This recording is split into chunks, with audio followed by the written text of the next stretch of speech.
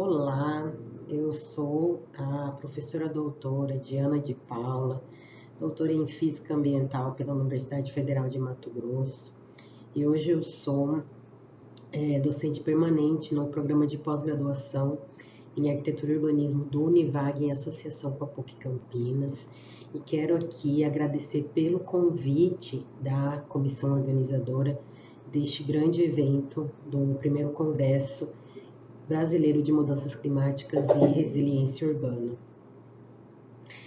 Bom, a gente trouxe aqui um estudo que nós fizemos ano passado, juntamente com os nossos alunos de mestrado, em que a proposta foi de investigar a frequência de ondas de calor na cidade de Cuiabá.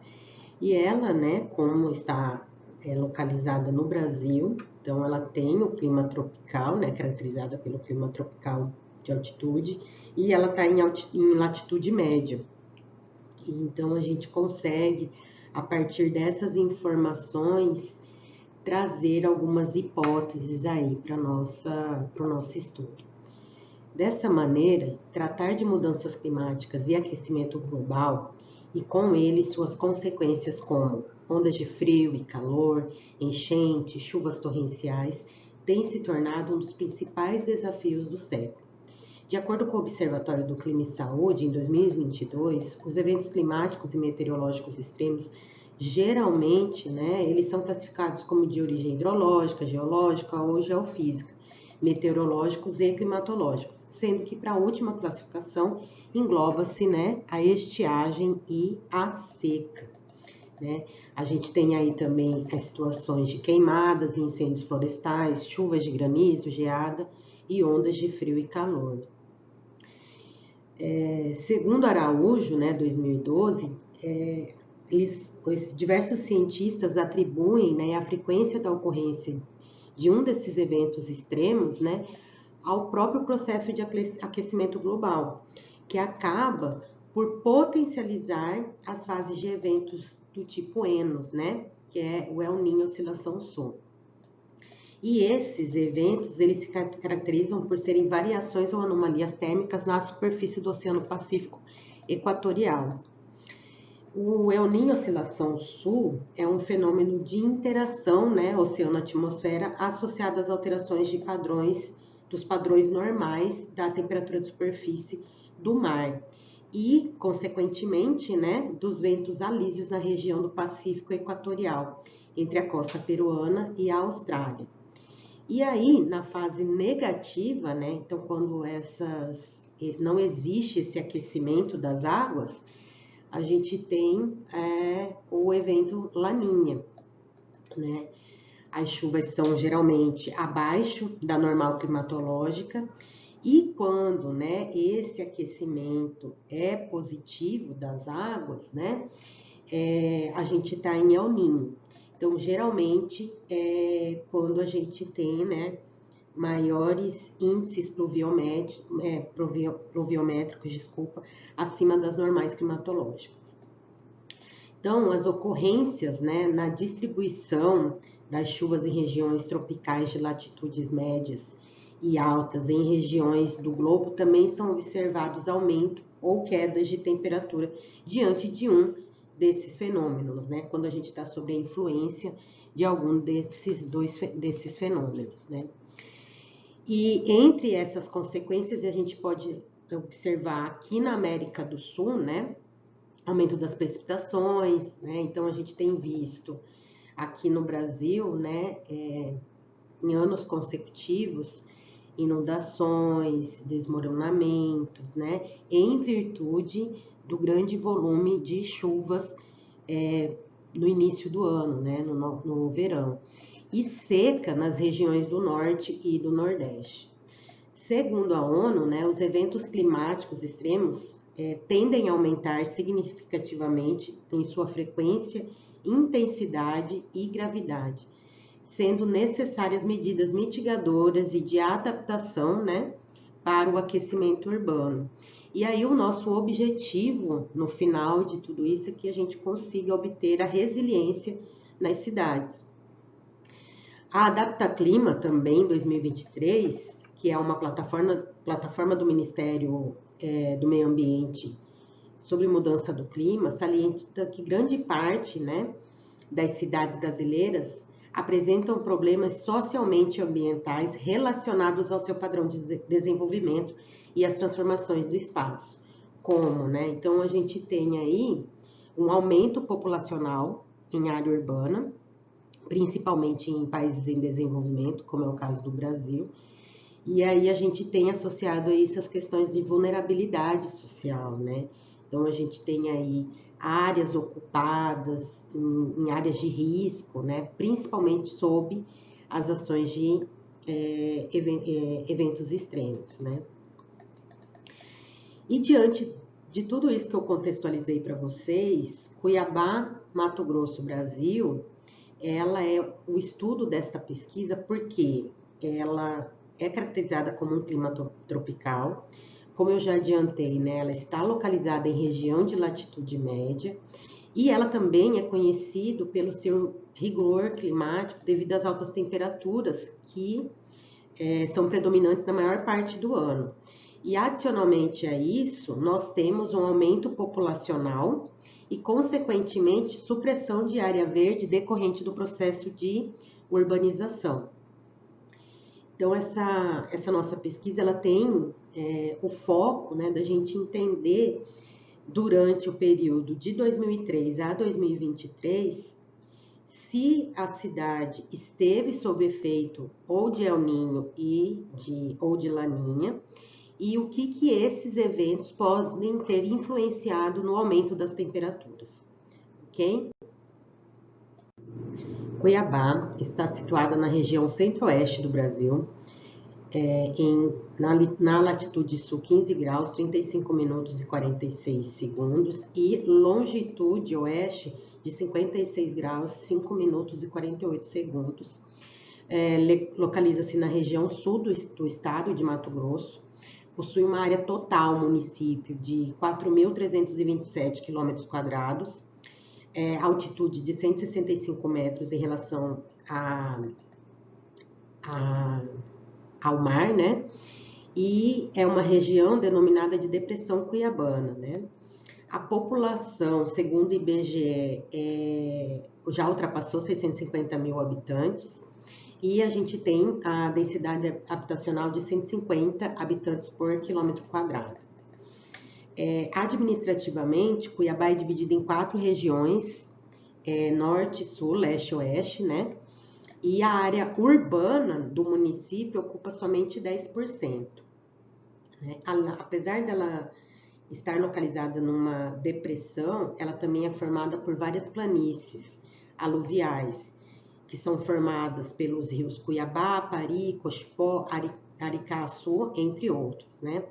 A hidrografia também é composta por outros córregos, né? Moinho, Barbado, Prainha e Salgadeira. O bioma predominante aqui no município é o cerrado, tá? A classificação climática é tropical semiúmido do tipo AW, segundo Köppen-Geiger, indicando 2 períodos bem definidos. A gente tem o período quente seco e o período quente úmido. O período quente seco, como vocês podem observar aqui, né? Ele vai aí de maio a setembro, onde a gente consegue observar as menores precipitações, os menores valores de precipitação. E a estação quente úmida, né? Ela tem uma maior predominância de outubro aí até fevereiro, março.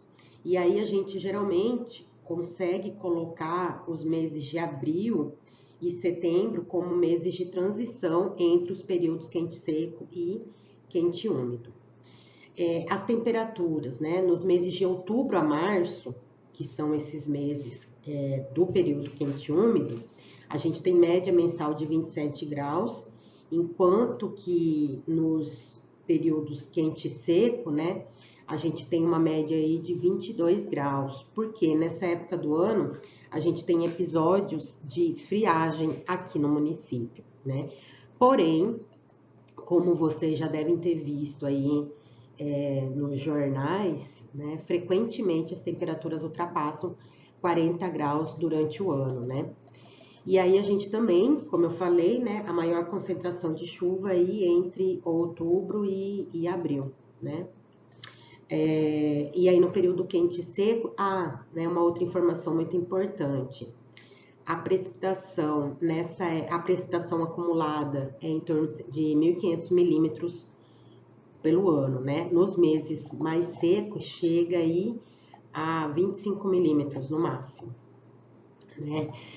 Com relação à umidade relativa do ar, a gente tem valores que atingem 55%, né, no período quente e úmido, e no período quente seco, a gente tem aí chegando a 15% só, né, bem abaixo do que a OMS coloca aí pra gente como qualidade do ar.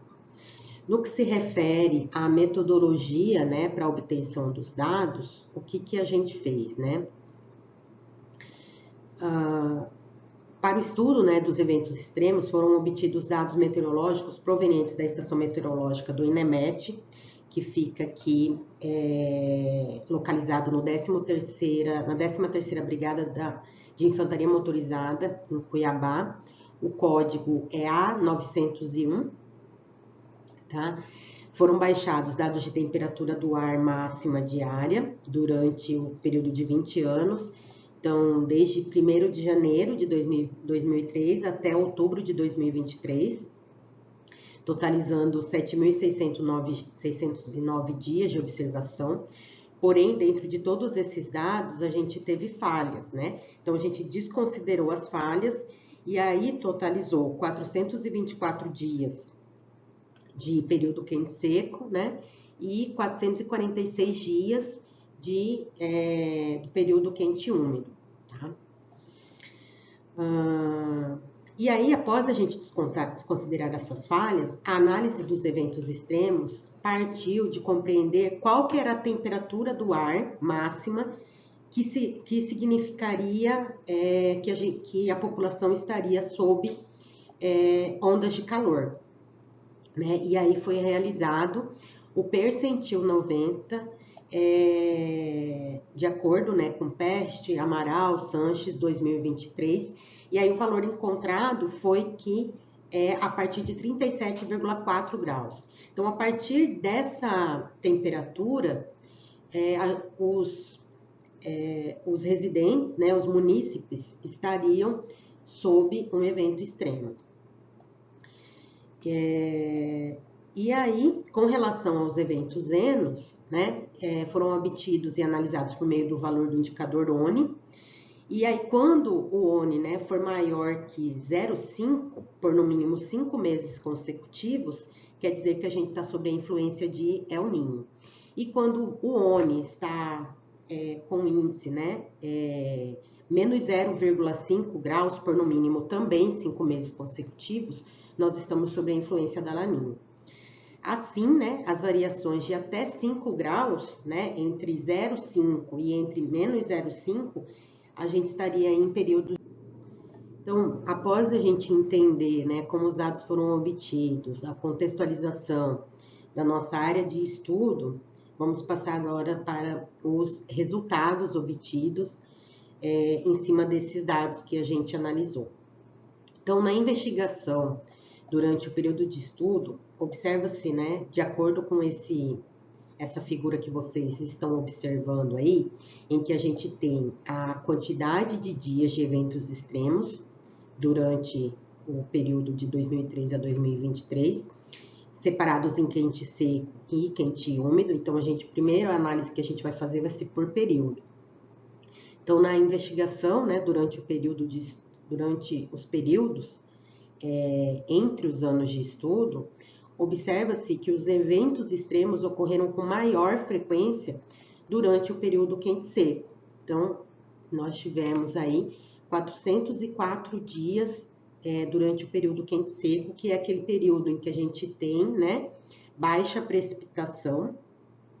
E no período quente úmido, nós tivemos 289 dias sendo influenciados por eventos extremos, e o período quente úmido é aquele que a gente tem a precipitação, maior acúmulo de precipitação. Então, ao considerarmos, né, as quantidades totais dos 20 anos analisados, observa-se que o período quente seco apresenta 30% a mais de ocorrências do que em relação ao período quente úmido, sendo que os meses de agosto a setembro, que são os meses de maior ocorrência, que são justamente os meses que a gente tem os mais baixos índices pluviométricos, tá? E também baixa umidade relativa do ar, tá, pessoal? Então, isso daí é muito importante a gente colocar. E associa-se a isso também que é uma época onde acontecem muitas queimadas florestais. Vocês já devem ter visto, né, também vinculado aí nas mídias, nos jornais, né, como que o Pantanal, né, como que o Parque Nacional de Chapada, que fica muito próximo aqui, também sofre com a questão das florestas, né, das queimadas florestais. Nos anos de 2016 e 2017, observa-se que o período quente seco representa em torno de 80% das ocorrências de evento extremo, enquanto que no ano de 2019 e 2020 há uma inversão, onde o período quente úmido passa a representar a maioria das ocorrências de evento extremo. Então, a gente consegue observar aqui, né, quando, de acordo com as barras, né, o quente úmido é a barrinha cinza clara e o quente seco é a barrinha cinza escuro, essa alternância de ocorrências. A quantidade de ocorrências de eventos extremos foram elevadas, atingindo valores de 57 e 42 ocorrências, respectivamente, né? Porém, a gente também deve ressaltar que em 2023, apesar da gente só ter dados até outubro, já tinham sido registrados 78 dias sob eventos extremos, tá? Portanto, desde 2020, né, a gente já está tendo maior frequência de eventos extremos em Cuiabá. E esse aumento é de aproximadamente 76% em relação ao ano anterior. E agora, entendendo como que foi o comportamento durante os meses dos anos, né, entre os anos de 2003 a 2023, a gente identifica que no mês de setembro foram registrados 285 ocorrências. Então, durante esses 20 anos, o mês de setembro foi o mês que mais teve ocorrências de eventos extremos. Depois, seguido por agosto e outubro, tá? Sendo que em agosto foram 182 ocorrências e outubro 158.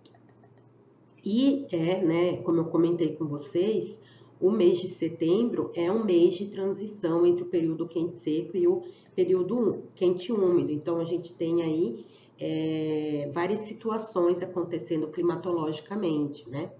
Adicionalmente a isto, Cuiabá também registra baixo índice pluviométrico, favorecendo também o aumento de índices de queimada e calor nessa época, né? E, entretanto, como a gente pode ver aqui, nos meses de maio e junho, nós não conseguimos obter nenhuma ocorrência, né? Só explicando um pouquinho mais, como esse mês de transição aí entre o período quente seco e quente úmido, a gente tem aí aumento, dependendo da época do ano, né? E a influência do evento, né, seja Laninha ou El Ninho, a gente vai ter mais chuvas ou menos chuvas, né? E por isso ele é esse mês aí de transição, ok? E aí, pessoal, né, a gente já entendeu como acontece no quente seco, no quente úmido, já entendemos quais são os meses dentro desses 20 anos, os meses que mais ocorrem eventos extremos. E aí a gente quer saber agora, né, quais são essas temperaturas, né, qual que é a frequência em que essas temperaturas, elas acontecem. Então, no que se refere às temperaturas do ar entre 37,4 a 40 graus. Por que 37,4?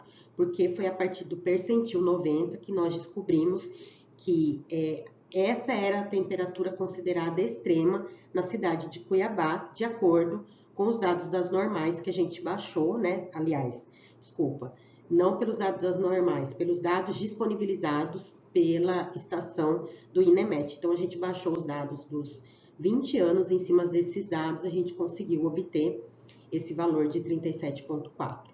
Então, a partir de 37,4 a 40 graus, foram observados em todos os anos eventos extremos. Então, em todos os anos, entre 2003 a 2023, foram registradas temperaturas entre 37,4 a 40 graus, sendo que a menor ocorrência foi em 2007, em 8 dias, né? E no máximo 2020, com 54 ocorrências durante esse ano. Contudo, né, há um aumento na quantidade de dias no período de 2020 a 2023, que corrobora com os dados, né, que a gente viu, tanto no período quente seco e quente úmido, quanto também a gente conseguiu observar ali durante os meses. Destaca-se que os valores entre 40, e aí a gente também queria ver entre 40 a 42 graus, né? A gente começa a observar temperaturas acima de 40 graus até 42 graus a partir de 2007. Depois a gente observa alguns episódios em 2008, 7 ocorrências. Em 2009 a gente tem uma ocorrência, em 2010 8 ocorrências, depois em 2012 3 e 2015 10. E a partir de 2018 ela começa a se tornar regular. Então, de 2018 até 2023, em todos os anos tiveram ocorrências de temperaturas entre 40 a 42 graus. E aí a gente queria saber se também ocorriam temperaturas superiores a 42 graus. E a gente também consegue observar que a partir de 2010, né, surge a primeira ocorrência com temperatura acima de 42 graus. Depois a gente só vai observar em 2020, e aí 9 ocorrências, 2021, 2 ocorrências, e em 2023, mesmo que a gente tenha dado só até outubro, já haviam acontecido 2 vezes. Então, a gente também observa aí que a gente tem, né, temperaturas elevadas, né, acima de 42 graus, a partir de 2020. Aí. Se a gente for olhar lá no INEMET, né, no painel que eles têm, que aparece a temperatura momentânea, né, a gente tem recordes históricos já batidos, inclusive em setembro de 2020, com temperaturas aí próximas a 44 graus na cidade de Cuiabá, tá? E aí, correlacionando, né, essas ocorrências de altas temperaturas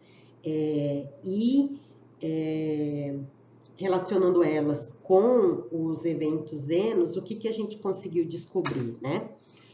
Considerando os anos sob influência de Laninha, né? Então, quais foram os anos com ocorrência de Laninha? A gente observou em 2007, 2011, 2021 e 2022, sendo que a maior ocorrência foi em 2021, em 2021. E aí, qual que era a intensidade da Laninha, né? Ela variou entre menos 0,61 a menos 0,95. E essa intensidade é considerada fraca, tá?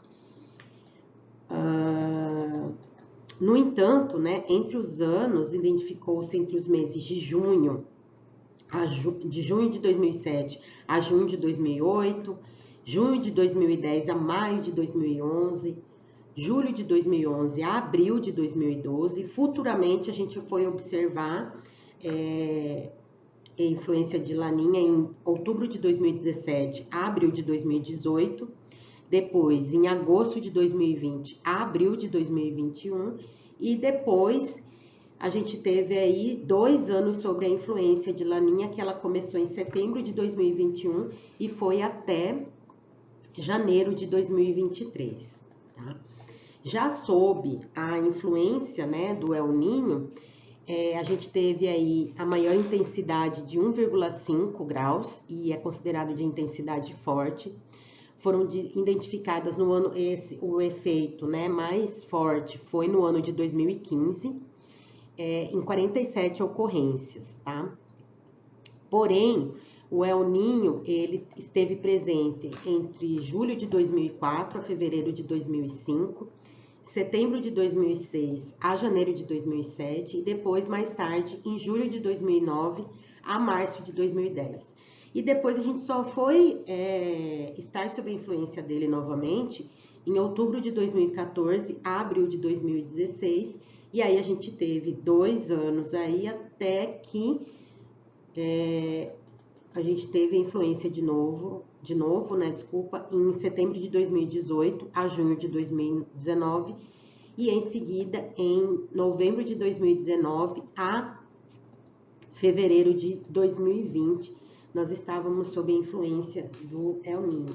Então, se a gente associar aí as temperaturas extremas, né, sob aí acima de 37 graus, ora nós estávamos sob influência de El Niño e ora sob influência de Laninha. E aí a gente queria entender sob a influência de qual evento, né, de qual fenômeno nós estávamos mais submetidos, né? Então, a gente teve a maior parte do tempo influenciado pela Laninha. Em 85 meses, nós estávamos sob a influência dela. E em 61 meses, sob a influência de El Niño. Tá? Então, portanto, o que a gente conclui, né? Que Cuiabá, uma cidade de clima tropical, localizada em região de latitude média, nos últimos 20 anos, né? Então, entre 2013 a 2023, esteve sob a influência da Laninha de intensidade fraca. Isso é muito importante a gente salientar, que ela ainda está, né? Esteve em intensidade fraca. E mesmo nessa intensidade, nós registramos altas temperaturas durante esses 20 anos aí, né? Até ultrapassando a 42 graus. Com diminuição das chuvas, né? Então, a gente teve mais tempos aí de baixa precipitação. E a gente vem observando um aumento da frequência de eventos extremos, ou seja, a gente tem ficado cada vez mais dias sob ondas de calor desde 2020, né? Então, com temperaturas aí, como a gente observou, acima de 40 graus, né? E em algumas situações, em alguns episódios, ultrapassando 42 graus. Pessoal, é isso. Aqui, né, a gente tem algumas referências que a gente consultou para estar montando esse material para vocês e agradecer aí a presença, por assistir a nossa palestra, por estar participando aqui do congresso e, mais uma vez, também agradecer a oportunidade de estar aqui. Muito obrigada.